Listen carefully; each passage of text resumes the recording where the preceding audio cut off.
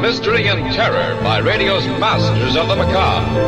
Stories of the supernatural, the supernormal, dramatized in fantasy, the mystery, the unknown. We tell you this frankly, so if you wish to avoid the excitement and tension of these imaginary plays, we urge you calmly and sincerely to turn off your radio now. Welcome back to The Horror, old-time radio horror stories brought to you every Saturday by RelicRadio.com. We'll hear this week from Beyond Midnight, South African series that aired from November of 1968 to April of 1970. Produced 78 episodes for Springbok Radio. Our story today is based on one by E. Nesbitt titled Man Size in Marble. Beyond Midnight's title is The Marble Knights. This is the first episode of the series. It aired November 1st, 1968. Here's Beyond Midnight. Although every word of this story is as true as despair, I do not expect people to believe it. Nowadays, a rational explanation is required before belief is possible. Let me at once then offer the rational explanation. It is held that Harry and Laura Innes were under a delusion on that 31st of October, and that this supposition places the whole matter on a satisfactory and believable basis. But there were three who took part in the events of the 31st. The other man still lives, and can speak to the truth of the least credible part of Harry's story. October the 31st. It began like any other last day of the month, and progressed into terror as it moved beyond midnight. I never in my life knew what it was like to have enough money to satisfy the most ordinary needs. I used to paint in those days, and Laura used to write, and we felt sure we could keep the pot at least simmering. Living in town was out of the question, so we went to look for a cottage in the country. We wanted something that was both sanitary and picturesque. So rarely do these two qualities meet in one cottage that for a long time our search was fruitless. We were lucky in the end, though. 2 days before our honeymoon started, we discovered the ideal thing on the outskirts of the village of Brenzett, near the marshes. We got a tall, old village woman called Mrs. Dorman to do for us, and as the cottage slowly became habitable, we began to devote more of our time to earning a living. Laura began to sell her stories, and I really felt the atmosphere was helping my painting. We had 3 months of married happiness. One October evening, I'd been down to smoke a pipe with the village doctor. Laura had stayed at home to finish a comic sketch for a woman's magazine. I'd left her laughing over her own jokes. I came back to find her crying on the window seat in the light of the dying day.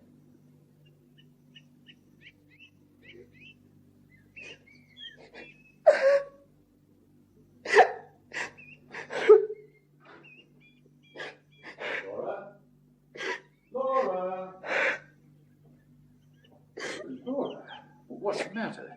Darling, what is it? Oh, please, darling. It's Mrs. Dorman. What? What's she done? She says she's got to go before the end of the month. She says her niece is ill. She's gone down to see her now, but I don't believe that's the reason. Her niece is always ill. I think someone's been saying something against us.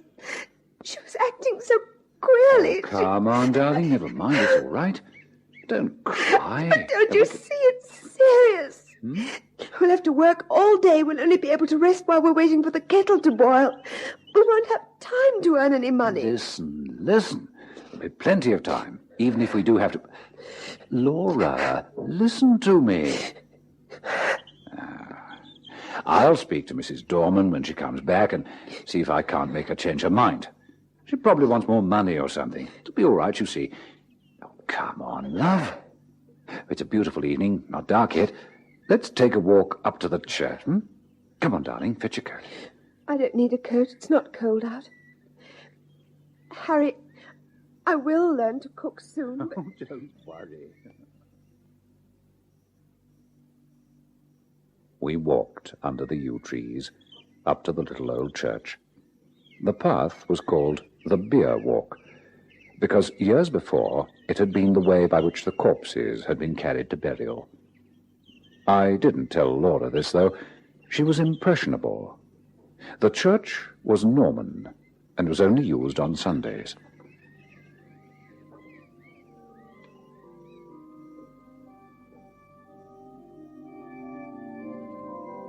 On either side of the altar lay a grey marble figure of a knight in full plate armour, lying upon a low slab, with hands held up in everlasting prayer.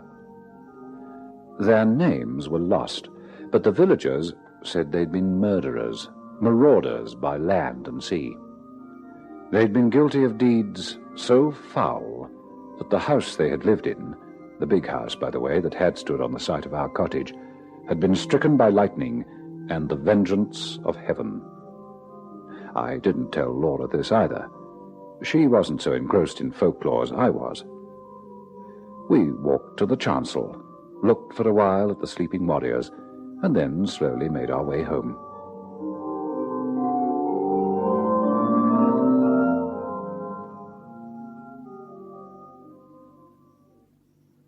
Mrs. Dorman had come back from the village, and so as soon as Laura had gone to our bedroom, I went into the kitchen to square things up with our servant.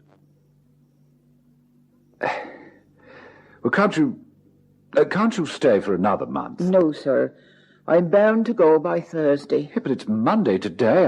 I mean, I think you might have let us know before. There's no time now to get anybody else. My wife's not up to too much heavy work. Can't you stay till next week? I might be able to come back next week. Good, but why do you have to go this week? Come on, up with it. It's cold, sir. They say, sir, that this was a big house in Catholic times, and there was many deeds done here. Well, tell me about it, Mrs. Dorman. Well, you needn't mind about telling me. I won't make fun or anything. Would you like to sit down? No, sir, thank you. Well? Well, sir, you may have seen in the church, beside the altar, 2 shapes. The knights in armour. Effigies. I mean them 2 bodies, drawed out, man-size in marble. Man-size in marble. I thought then that her description was 1,000 times more graphic than mine. They do say, as on All Saints' Eve, them 2 bodies sit up on their slabs and gets off them, and then walks down the aisle in their marble. And as the church clock strikes 11, they walks out of the church door and over the graves and along the bier walk. And if it's a wet night, there's the marks of their feet in the morning. And where do they go? They come back here to their home, sir. And if anyone meets them... Well, what then? I'm sorry, I've got to go, sir. But my niece, she's sick. I've got to go. It's all right, Mrs. Dorman. If you promise to come back afterwards again, we don't want to lose you. What... the knights, the legend, after they've arrived here, what are they supposed to do then? I mean... Whatever you do, sir, lock the door early on All Saints' Eve and make the cross sign over the doorstep and on the windows. But has anyone ever seen these things? That's not for me to say. I know what I know, sir. Well, who was here last year at the cottage? No one, sir. The lady as owned the house only stayed here in summer, and she always went to London a full month afore the night. All Saints. I'm sorry to inconvenience you and your lady, but my niece is ill and I must go on Thursday. I didn't tell Laura of the shapes that walked in their marble, partly because a legend concerning our house might trouble her, and partly, I think, from some more occult reason. I soon forgot about it myself, anyway. I was painting a portrait of Laura against the lattice window, and I couldn't think of much else. There. Steak, potatoes. Oh, tell me I'm learning fast. Say it's as good as Mrs. Dorman, even if it isn't. It looks beautiful. Oh, the painting's coming along marvelously, darling. There's only one thing. Oh, this is better than Mrs. Dorman. What's that? I don't believe you. Harry, it's a lovely painting, but you've made me really beautiful. Well, you are beautiful. I love you. Well, if you love me, get your elbow out of my dinner.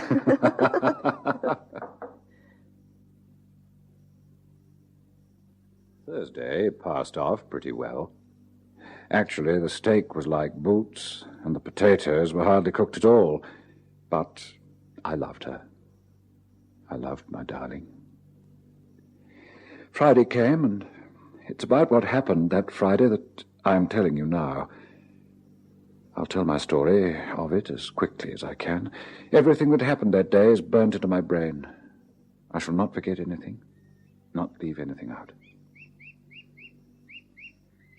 You look sad, my darling. Yes, I think I am. Or uneasy. I don't think I'm very well. It's not cold, is it? What's the matter? No, not cold. I've shivered lots of times this morning. Do you ever have presentiments of evil? No, I shouldn't believe in them if I had. I do. The night my father died, I knew it. He was right away in the north of Scotland. But I knew. Harry! We haven't played the gramophone since we've been here. Oh, let's play it now. What shall we have? She sorted through our record collection, and she looked like a small child.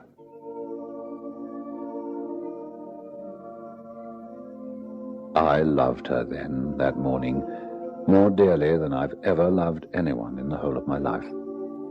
It was the happiest time I've ever known, or hoped to know. The birds sang in the garden of our own home.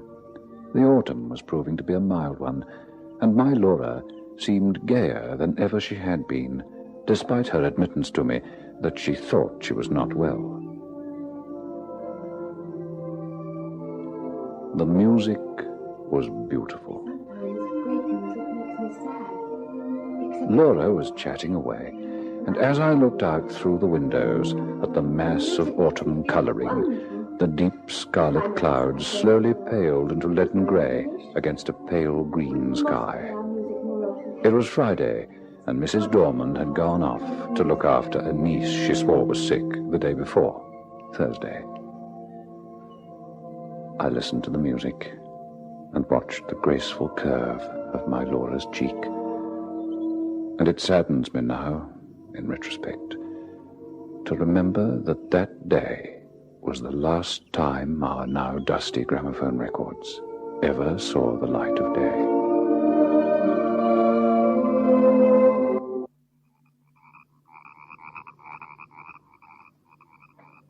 There must be millions of them in those marshes.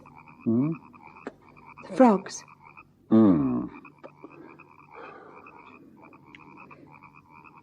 Harry, shall we get a little dog? If you like. Maybe not such a little one, either. Let's have a Great Dane. Great Dane? Yes, so that everyone will be frightened and keep away. Well, who do you want to keep away, for pity's sake? People who shouldn't be here. Hmm? Oh, I don't know. Burglars and things. Well, I think any self-respecting burglar looking around this place would go away in disgust. Well, we might have something worth stealing one day, but not at the moment, my lovely. Anyway, Great Danes are awful cowards. Oh, they're not. They're huge. Sure they are. All feet and great lolloping head. All bluff, though. Pekingese have been more likely to create a din and scare away unwanted visitors. Anyway, shall we get a dog? Not a Dane, then. A little mongrel or something. With one eye black and one eye brown. Call it Wag or Patch. A dog called Wag or Patch shall be delivered here by the end of the week. Oh, I promise. Wonderful. I'd love a canary, too. Well, then a canary you'll have, my darling. I'll give you anything in the world within my power. You know that. I used to have a tortoise when I was a girl. Are you trying to turn the place into a zoo?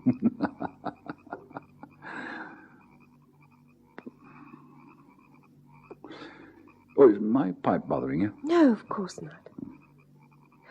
What's the time? 10:30. All the same, I think I'll take the last of it outside for a bit. Last of what? My pipe. Brutal to sit in here, filling the place with strong Cavendish. Oh, I don't mind. I'll come with you. No, sweetheart, not tonight. You're much too tired. Shan't be long. You were shivering this morning. I'm all right now, honestly. Get to bed. I'll have an invalid to nurse tomorrow, as well as the boots to clean. Kiss me, then. Come on, pussy. You're tired. Housework's been too much for you. Harry. Oh, Harry. Oh, Laura, my sweet love. I'll not be long out there. Just... Taste of strong Cavendish. Oh, I'm a bit tired. Yes, I know. We've been very happy today, haven't we, darling? Don't stay out too long. I won't.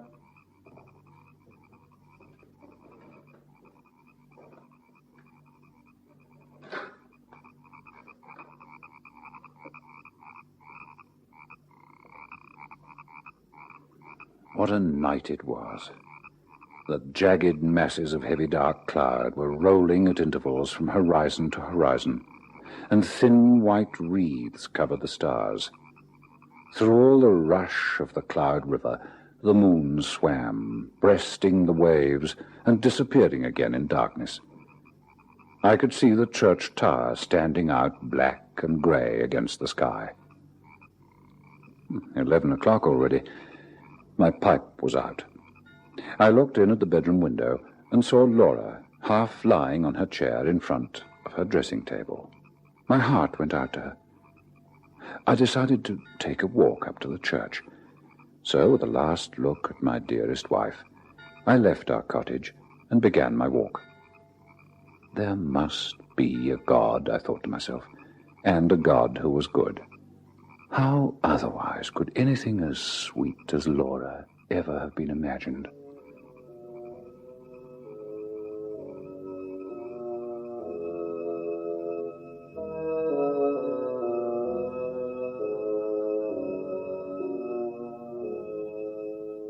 When I reached the church, I noticed the door was open. I blamed myself for leaving it unlatched the other night. We were the only people who ever cared to come to the church, except on Sundays. I went inside. It seems strange, perhaps, that I should have gone halfway up the aisle before I remembered, with a sudden chill, followed by as sudden a rush of self-contempt, that this was the very day and hour when, according to tradition, the shapes drawn out man-size in marble began to walk. Having remembered the legend, I decided to go and have a look at the marble knights.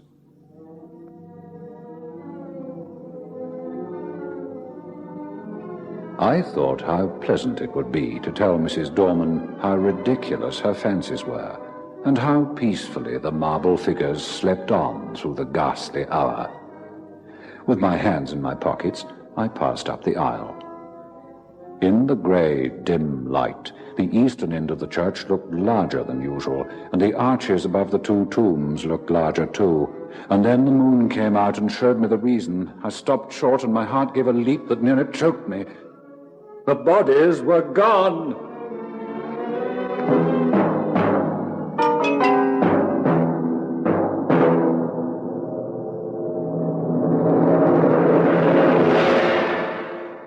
The marble slabs lay wide and bare in the moonlight that slanted through the east window. Was I mad? I passed my hand over the smooth slabs. Some joke. The figures were gone, and I was alone in the church. Or was I? And then a horror seized me, a horror indefinable and indescribable, an overwhelming certainty of supreme and accomplished calamity. Laura! Laura! Laura!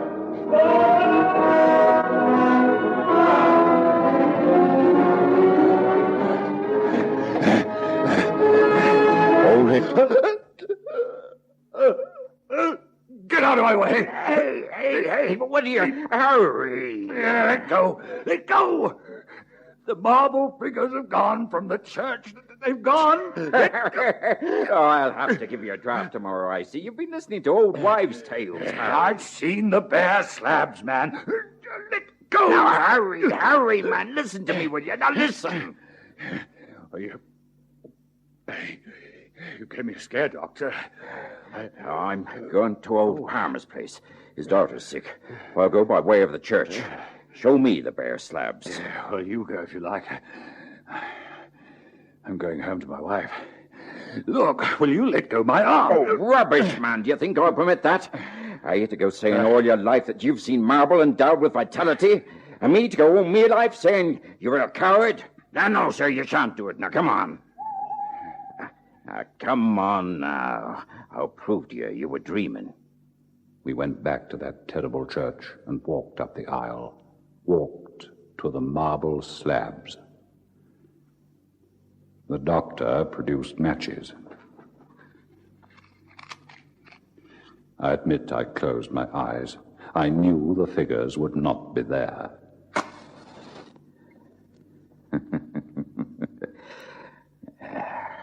Here they are. You see, right enough. You've been dreaming or drinking. Asking your pardon for the imputation, eh? I opened my eyes and looked, and by the dying matchlight I saw the two shapes in marble, hands in prayer. Blast! I burnt my fingers. Oh, blasphemy in a church. Still, it wasn't meant. So, satisfied, Harry? Oh, it must have been some trick of the light or something. Do you know, I was quite convinced they were gone. I'm aware of that. You'll have to be careful of that brain of yours, my friend. Now, I'm warning you. Huh? Hello? Oh, something has been afoot here. His hand is broken. What?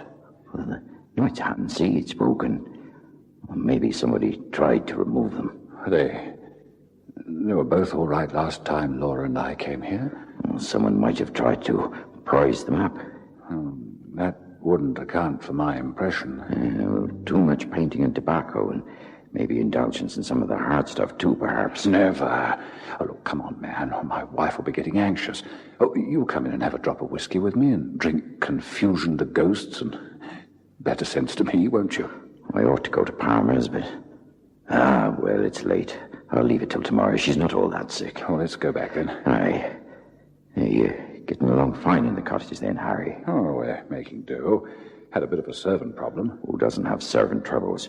You're not alone there, Harry. Ever since the day I came to the place, servants have driven me mad. We walked to our cottage. We saw, as we walked up the path, the bright light streaming out of the front door. Presently I noticed the parlor door was open too. Had she gone out, I wondered? We passed into the parlor. It was all ablaze with candles. Her chair was empty, and her handkerchief and book lay on the floor. I turned to the window, and there, in the recess of the window, I saw her. Laura! Good grief, man. Laura, my baby, Laura. It's all right, my darling. I'm here.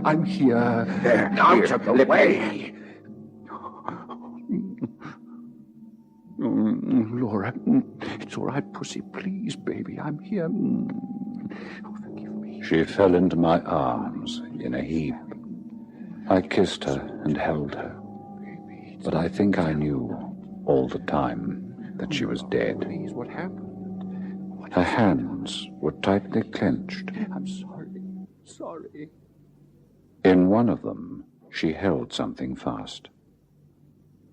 When I was quite sure that she was dead and that nothing mattered at all anymore, I let the doctor open her hand to see what it was she held. It was a gray marble finger.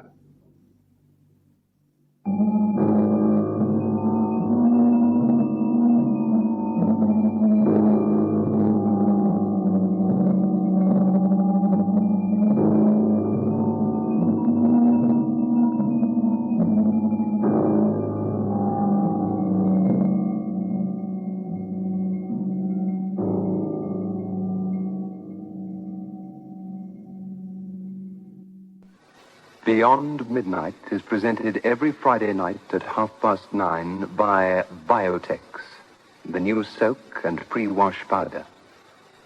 The program is adapted for broadcasting and produced by Michael McCabe. That's it for this episode of The Horror. I hope you enjoyed it. You can find more from Beyond Midnight at relicradio.com alongside past episodes of The Horror and thousands of other old-time radio episodes. There's lots to listen to there, and it's all available for free thanks to the help of the listeners. If you'd like to help support this show, visit donate.relicradio.com. Click on the donate link while you're perusing the website. Thanks to everyone who has helped out.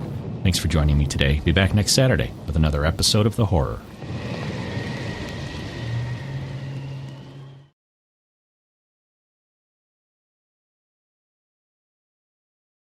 Strange Tales.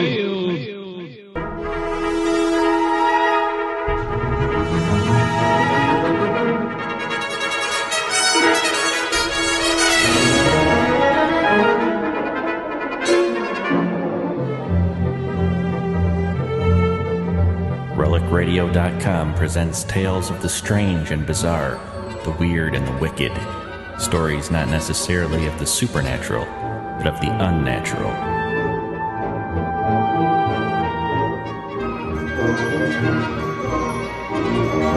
Join us now for Strange Tales, featuring radio drama at its most mysterious and unusual.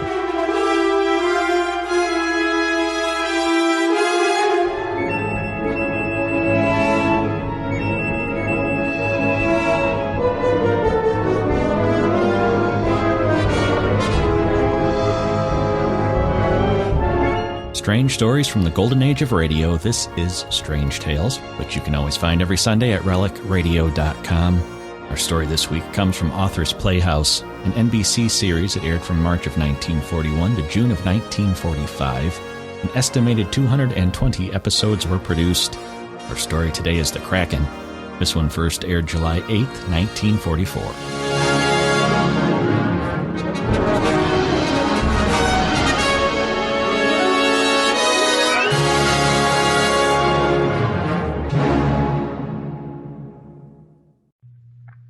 Truth or Consequences, the program to which you customarily listen at this time, is leaving the air for the summer, but will greet you again at the same time on September 9th. Remember, Truth or Consequences, September 9th at the usual hour.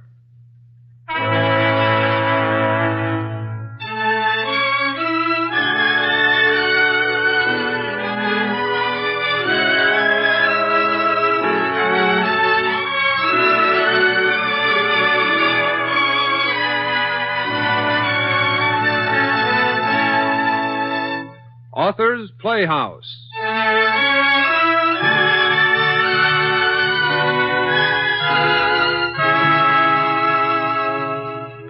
Presenting Frederick Englehart's fantastic drama of a submarine, its brave commander and crew, and a mythological monster, the Kraken.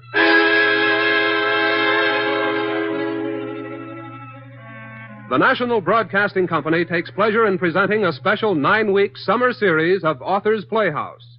Radio adaptations of the best in the field of short stories, selections from the works of contemporary writers, as well as the acknowledged masters of the past. The 9 dramas to be presented in this series have been chosen as outstanding from the weekly Authors Playhouse productions heard regularly over the National Broadcasting Company during the past 3 years. The theme of tonight's presentation is courage. The story of a submarine commander and his crew carrying on in the face of unknown peril, an unbelievable horror which rose from the past and held them in its grip. Authors Playhouse presents Frederick Englehart's The Kraken.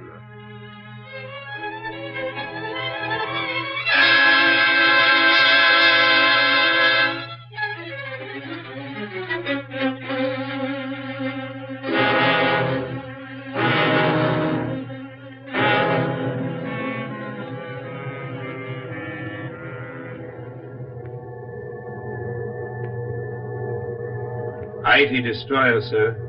3 points off the starboard bow. Crash dive, Mr. Pomeroy. Prepare for crash dive. Crash dive it is, sir. Flood the forward tanks, Mr. Pomeroy. Flood the forward tanks. Flood the forward tanks it is, sir. Bow planes, hard dive, Mr. Pomeroy. Bow planes, hard dive. Bow planes, hard dive it is, sir. All ahead, full, Mr. Pomeroy. All ahead, full. All ahead, full it is, sir. 10 feet, sir. Pump the torpedo room bilges. Pump the torpedo room bilges. Pump the torpedo room bilges it is, sir. 20 feet, sir. Stern planes, steady. Stern planes, steady. Stern plane steady it is, sir. 30 feet, sir. 40 feet. There goes an ITS can, Mr. Pomeroy. 50 feet, sir. That one was closer by the sound, sir. 60 feet, sir. They've lost us, mister. 70 feet, sir. Still farther away. 80 feet, sir. 90 feet. They're miles away now, sir. 100 feet, sir. That's deep enough, Mr. Pomeroy. All motors ahead normal. All motors ahead, normal. All motors ahead normal it is, sir. Flood the stern tanks. Flood the stern tanks. Flood the stern tanks it is, sir. Zero bubble. Zero bubble. Zero bubble it is, sir. Release more oil, Mr. Pomeroy. Release more oil. Release more oil it is, sir. Can you hear them on the phones, Mr. Pomeroy? Yes, sir. Very slightly. They're going away, sir. We've fooled them again. What a miserable bunch of sailors they are. Little oil on the surface, and off they go with another cock and bull story. You'd think they'd find out sometime that it's nothing but a trick. Not the ITs. They're steaming back to Toronto right now at forced draft to boast how they destroyed another of His Majesty's submersibles. I can barely hear their screws now, sir. Captain Campbell, sir. The Thief is completely undamaged. No leaks and no plates strained. Good. Not that I expected anything of the sort. Gentlemen, may trouble always avoid us by as wide a berth as the Italian depth bombs give us. Sinful waste. Spending all that money for ash cans just to kill a few fish. Good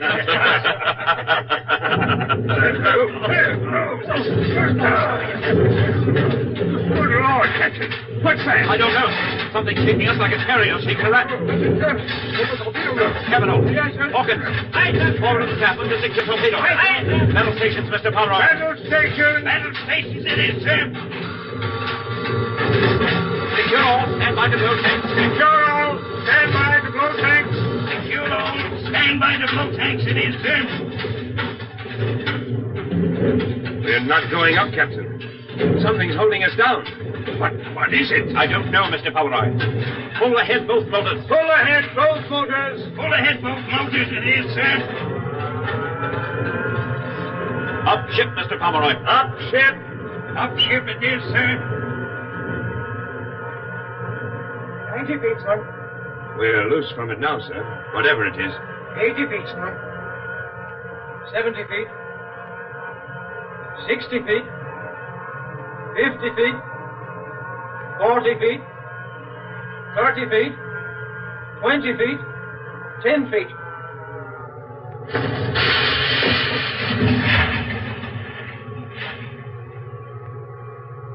All clear on the surface. Surface battle stations, Mr. Pomeroy. Surface battle stations. Surface battle stations it is, sir. Now we'll see what was playing with us. Kavanaugh. Aye, sir. Mount a machine gun on the Chariot Bridge. Aye, aye, sir. I'll go first, Mr. Pomeroy. I couldn't see a thing through the scope. There's no way of telling what we'll find when we open the hatch. Right, sir.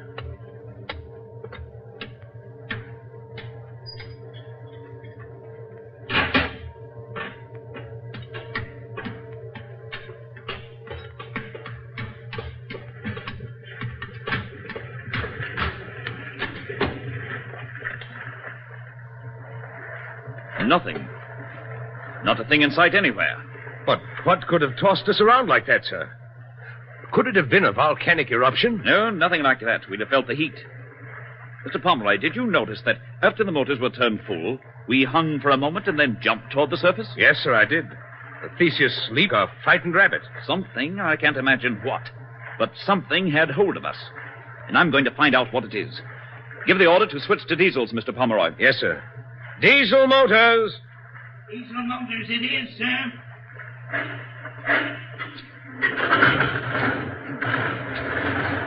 We were going almost due north when we came up. We'll backtrack a little. Perhaps we'll raise something.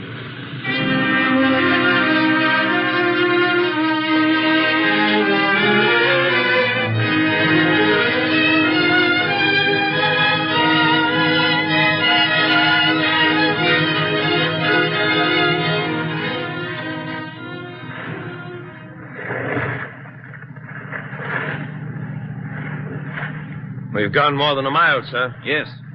And we're slowing down, Mr. Pomeroy. Order full speed ahead. Yes, sir. Full speed ahead. Full speed ahead it is, sir. The screws are turning full speed, sir. But we're losing way. This is it, Mr. Pomeroy, whatever it is. Well, we'll give it a battle. It's something we can fight. Give the orders to stop ship. Yes, sir. Stop ship! It is, sir. Stafford. Aye, aye, sir. You men at the gun, look alive. Be ready for anything. Aye, aye, sir. Captain, look! Crawling across the deck. It's the tentacle of an octopus. An octopus? That thing's as big around as an oak. Ah! It's got me! And Grab him, Stafford. Get Hawkins loose with his hand. More of those tentacles, sir. Look, 6 of them at least. It's the Kraken! That's what it is! It's the Kraken! It's the Kraken, all right. Swing that gun around. Train it on those arms where they clear the ship. Rapid fire if you value your lives. Turn loose the machine gun, Kavanaugh. Aim near the surface of the water. Aye, aye, sir. Let up one of those arms, Pomeroy. Yes, sir. Look out for his Stafford. Watch those arms. It's pulling us under by main strength, sir. We're going down by the head. Prepare to dive, Mr. Pomeroy. Yes, sir. Prepare to dive.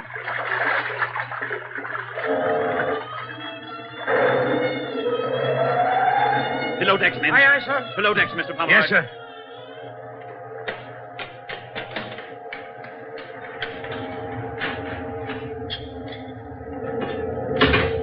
There's nothing else we can do, Mr. Pomeroy. If we stay on the surface, we'll sink. The gun crew, sir? They're gone. Beyond any hope. We can't fight that monster. Not now, anyway, while it's clinging to the vessel. Perhaps it'll shift forward, sir. In front of the tubes. Are you crazy, mister? A torpedo exploding under our very bow would be worse than the depth bombs of the ices. Flood the forward tanks. Yes, sir. Flood the forward tanks. Flood the forward tanks it is, sir. Maybe we can shake that devil off.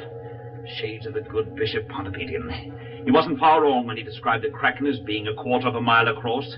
You believe those medieval superstitions, Captain Campbell? I believe my own eyes, mister. Didn't you recognize that monster? It was a cuttlefish.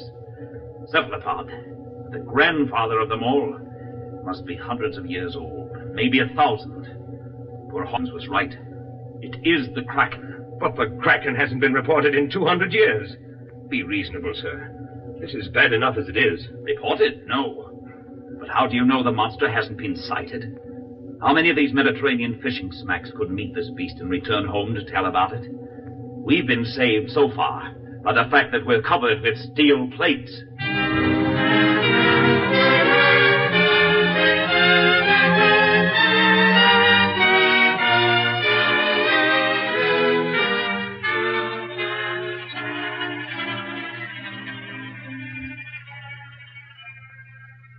Isn't there something we can do, Captain Campbell? Nothing, Mr. Pomeroy. It's suicide to go on deck while the Kraken still has hold of the Theseus. The only thing we can do is wait until it finally gets tired of wrapping itself around us and swims away. What do you think happened to the gun crew? I prefer not to think. It's been 30 minutes since we cut the motors and let that devil tow us. What's our course, sir? Northeast. Speed 3 knots. If this keeps up until midnight, we'll reach the coast of Sicily. The Kraken probably has its home in a cave somewhere along the shore.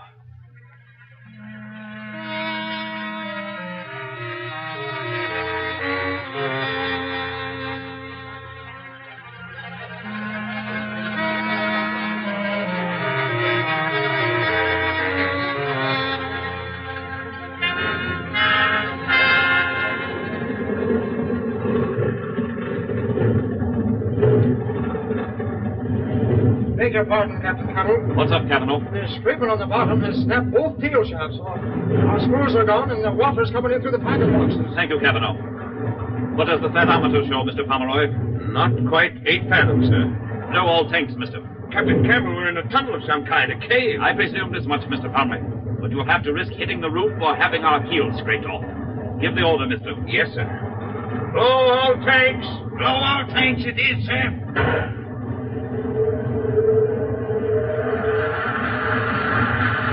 What's our course now, sir? No course at all. The way we're twisting and turning, the needle's jumping all over the compass. Do you know where we are, sir? Somewhere on the south coast of Sicily. Then we can call for help by radio. Only if we can't work out of this mess ourselves. I don't fancy losing my ship to the Ites.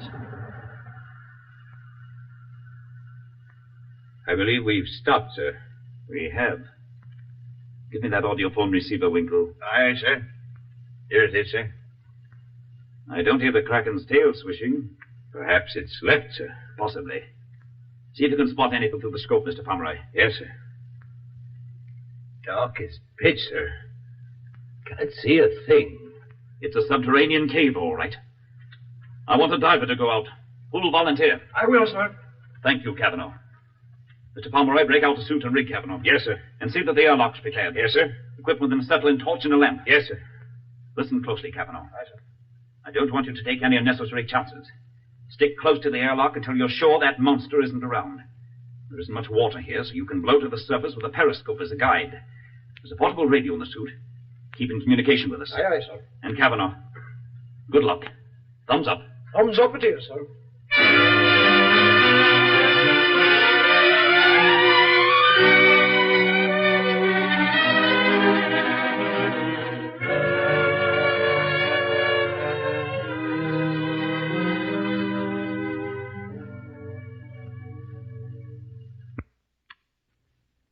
Can you hear him, Mr. Pomeroy? Yes, sir. He's outside now. I'm going aft now, sir, to look over the damage to the screws. Yes, he's going aft, sir. Tell him to be on his toes every second, mister. If the Kraken is only playing doggo, he won't have a chance. Yes, sir. Cavanaugh, Captain Campbell says be on the alert every moment. I will, sir. I'm under the stern now, sir. He's under the stern. Both the screws are gone and the rudder's unhoused, sir. He says both screws are gone and the rudder's unhoused. I'm going up to the surface now, sir. He's going up to the surface. Caution him again, Mr. Pomeroy. This is the part that's liable to be dangerous. Yes, sir. Cavanaugh, the captain orders you to be extremely careful when you hit the surface. I will, sir. Ask him to tell us what he can see as soon as he comes out on top. Tell him to use his light. Yes, sir. Cavanaugh, Aye, sir. when you get on top, use your light. Describe to us everything you can see. Aye, aye, sir. I'm on the surface now. It's a cave, all right, sir. He says he can see it's a cave. There's plenty of room on all sides and overhead. Plenty of space on all sides and overhead. My light won't reach the... Hey, what the... Cavanaugh, what's wrong? Get him off. Good Lord, Captain. It's got me. Kraken. It hold me high in the air. It's got him, sir.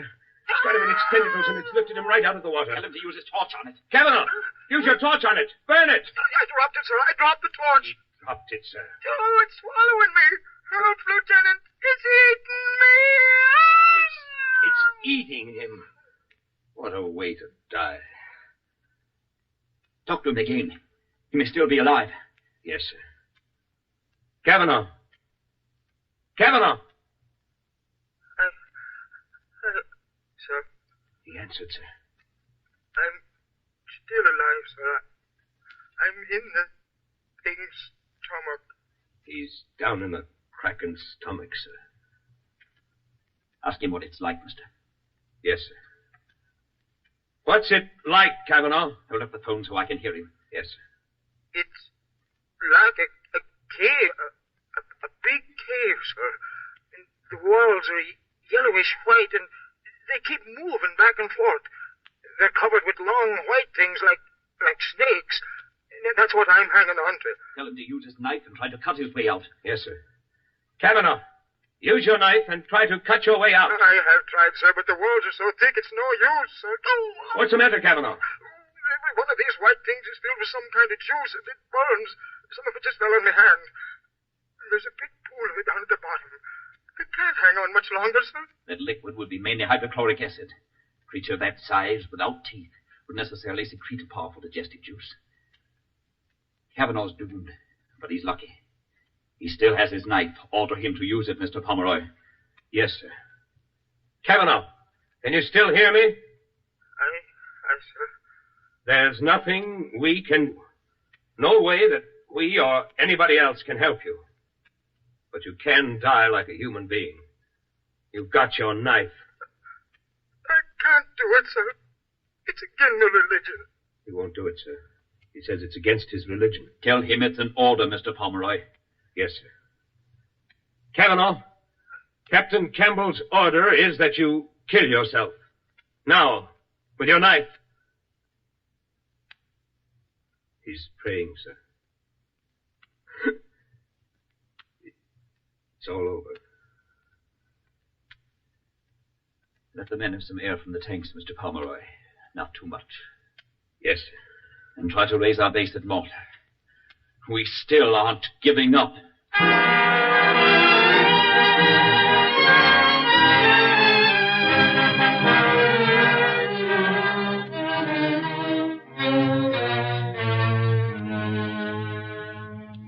No luck at all. There's an IT warship nearby, and she's jamming our signals. Shall I try to raise the ITs? Maybe they can get us out of here. No. I wouldn't give them the satisfaction of knowing we were caught like rats in a trap by a bloody fish. Put a man on the audiophone. Yes, sir. The Kraken will leave this den sometime. When it does, we'll surface and look for a way out.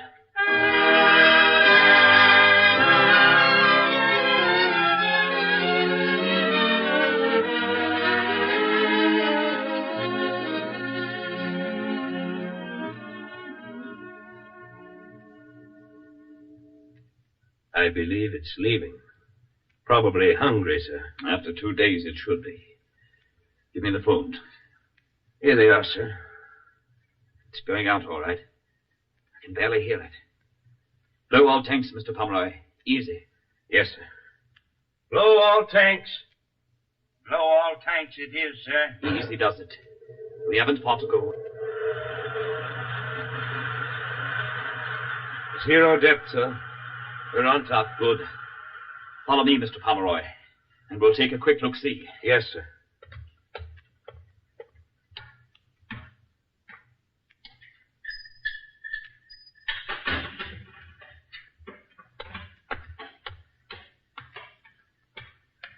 It may take that monster as much as a full day to feed, so we'll probably have plenty of time to get ready for it when it comes back. Try the searchlight, Mr. Pomeroy. Yes, sir. Nothing there. Solid rock on top. No opening on that side. It's what I was afraid of, Mr. Pomeroy. The tunnel mouth is underwater, so we'll probably have the devil's own time finding it. What do you think this cave is, sir? An ancient volcano? Not exactly. Notice the folds in that rock over there? Yes, sir. The stratum was forced up at some time and has since been cut out by the sea. You can see the marked ocean. Then the land dropped and carried the tunnel below sea level. Organize a gun crew from the men who are left, Mr. Pomeroy. Yes, sir. Do you think we'll get out, sir? We'll get out. Never doubt that for a moment, mister. The first thing we've got to do is to kill that monster when it comes back. We can't do anything while there's still danger. It may turn up at any minute.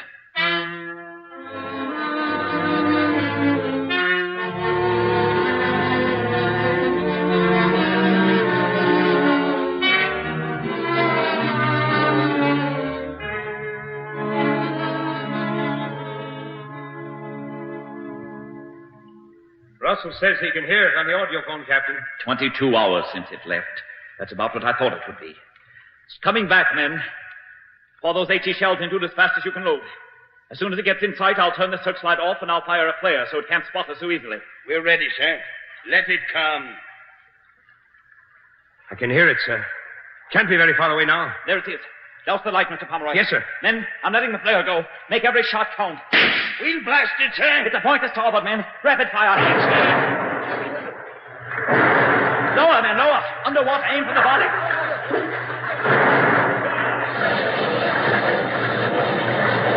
Look, Captain. The roof is falling. The whole top of the cave's dropping on us. Gun. Cease firing, men. Cease firing. They're gone, Captain. The whole gun. That massive stone wiped them out. Smashed the pieces like an eggshell. We'll go below, Mr. Pomeroy. See if we can salvage a couple of divers' suits. You and I are all that's left of our complement. But we can still get out of here.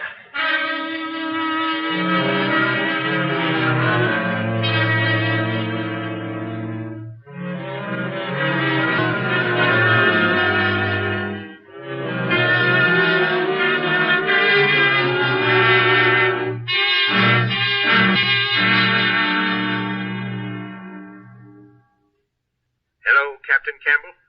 Can you hear me? Faintly, mister. Let me give my receiver a little more juice. Try it again. Can you hear me now, sir? All okay now. How's your reception? Perfect, sir. Lucky we had these diving rigs. We wouldn't do much good with nothing more than a lung.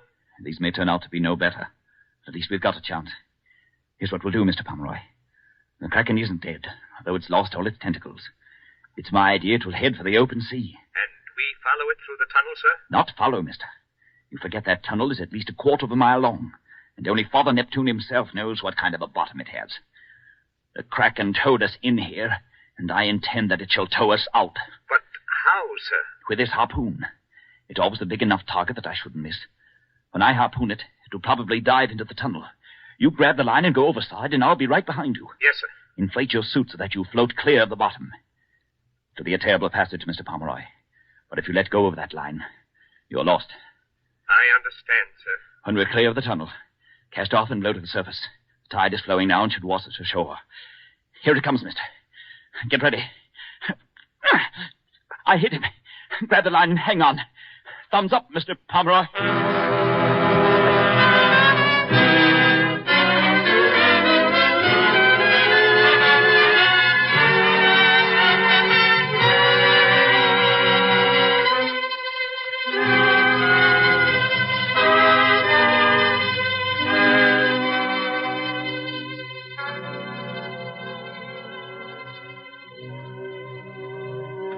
Lieutenant Alastair Montgomery, commander of His Majesty's destroyer Cadmus, will take the stand. At your service, sir. It was your ship which picked up Captain Donald Campbell, late commander of His Majesty's submarine Theseus. We're very anxious to add anything we can to Captain Campbell's report that his ship was destroyed by Italian depth bombs. It was quite mysterious, sir. We were on patrol in the general area 15 degrees west and 36 degrees north when we spotted an object floating in the sea.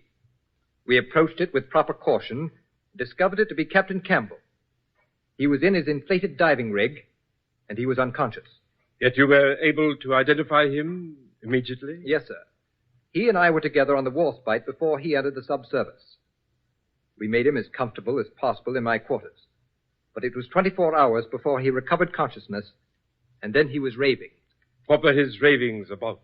He kept insisting, sir, that his vessel had been attacked by the Kraken, a huge monster, sir. Yes, I'm well acquainted with the mythological aspects of the Kraken.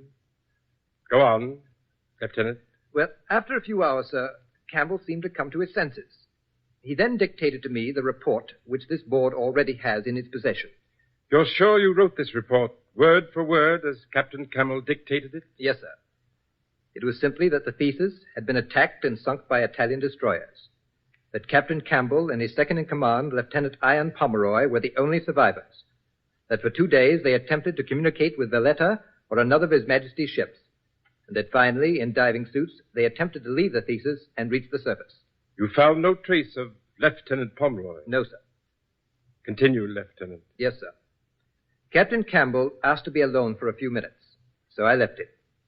Less than half an hour later, I heard a shot. He was seated at my desk and had taken my pistol out of the drawer. He was shot through the temple. And this note that you mentioned in your report? It was very strange, sir. It made me realize that poor Campbell never had actually recovered his sanity. Please repeat what was in the note, Lieutenant. Yes, sir. The note read, "A commander loses his ship to a fish and then survives the loss of his vessel and its entire crew. Not a nice story to return to the world with." Those were the exact words, sir. There's no doubt Captain Campbell was stark mad. We buried him at sea, sir. To the sea which took his mind, we gave his body.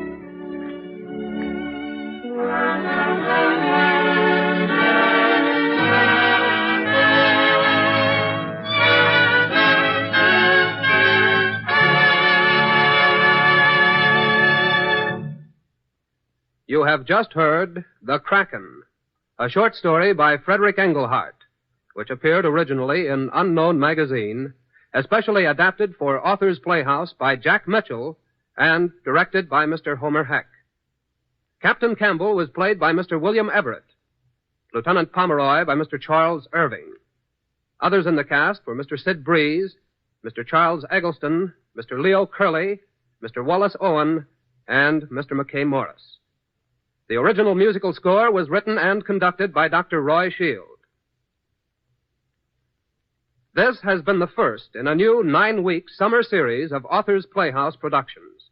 Radio adaptations of the best in the field of short stories, selections from the works of contemporary writers, as well as the acknowledged masters of the past. These 9 dramas represent outstanding productions presented on the weekly Authors Playhouse, heard regularly over NBC during the past 3 years. Next week, Authors Playhouse will bring you Corey Ford's hilarious story, He Woke Up Famous.